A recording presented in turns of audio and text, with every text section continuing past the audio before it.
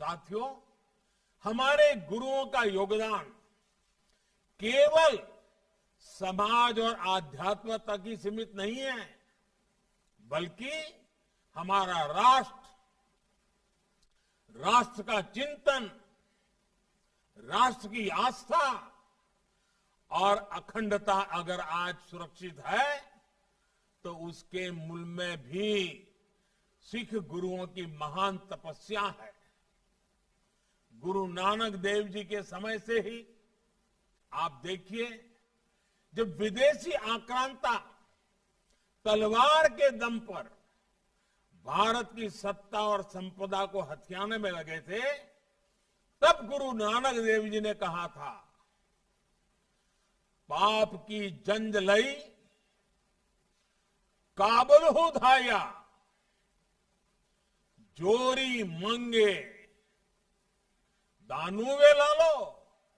यानी पाप और जुल्म की तलवार लेकर बाबर काबुल से आया है और जोर जुल्म से भारत की हुकूमत का कन्यादान मांग रहा है। ये गुरु नानक देव जी की स्पष्टता थी, ये गुरु नानक देव जी की दृष्टि थी। उन्होंने ये भी कहा था, खुरासान खस माना कि यहां हिंदुस्तान डराया। यानी खुरासान पर कब्जा करने के बाद बाबर हिंदुस्तान को डरा रहा है। इसी में आगे वो ये भी बोले, ऐती मार पई कर लाने तय की दर्दू न आया। अर्थात उस समय इतना अत्याचार हो रहा था, लोगों में चीख पुकार मची थी, इसलिए गुरु नानक देव जी के बाद आए हमारे सिख गुरुओं ने देश और धर्म के लिए प्राणों की बाजी लगाने में भी संकोच नहीं किया। इस समय देश गुरु तेग बहादुर जी का 400वां प्रकाश उत्सव मना रहा है। उनका पूरा जीवन ही राष्ट्र प्रथम के संकल्प का उदाहरण है। जिस तरह गुरु तेग बहादुर जी मानवता के प्रति अपने विचारों के लिए सदैव अड़िग रहे, वो हमें भारत की आत्मा के दर्शन कराता है। जिस तरह देश ने उन्हें हिंद की चादर की पदवी दी, वो हमें सिख परंपरा के प्रति हर एक भारतवासी के जुड़ाव को दिखाता है।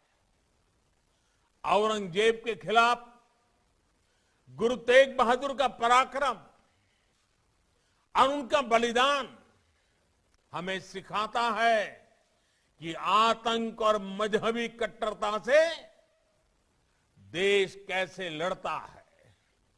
इसी तरह दसम गुरु गुरु गोविंद सिंह साहब, उनका जीवन भी पग पग पर तप और बलिदान का एक जीता जागता उदाहरण है।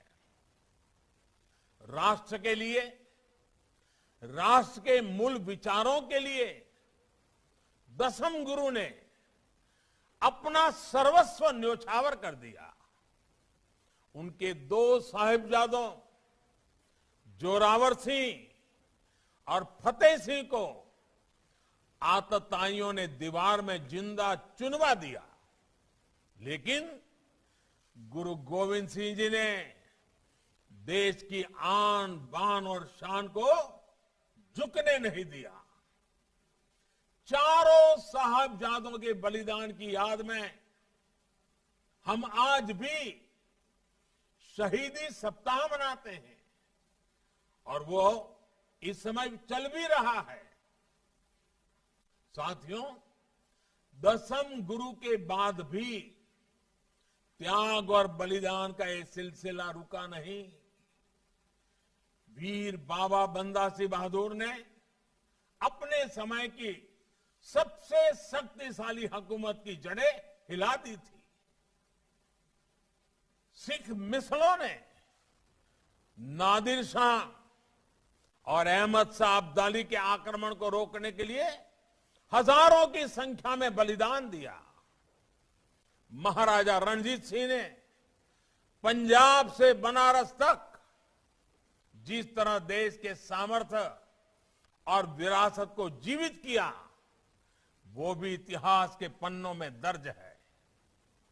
अंग्रेजों के शासन में भी हमारे सिख भाइयों बहनों ने जिस वीरता के साथ देश की आजादी के लिए संघर्ष किया, हमारे आजादी का संग्राम, जलियांवाला बाग की वो धरती आज भी उन बलिदानों की साक्षी है। ये ऐसी परंपरा है जिसमें सदियों पहले हमारे गुरुओं ने प्राण फूके थे और वो आज भी उतनी ही जागृत है, उतनी ही चेतन है।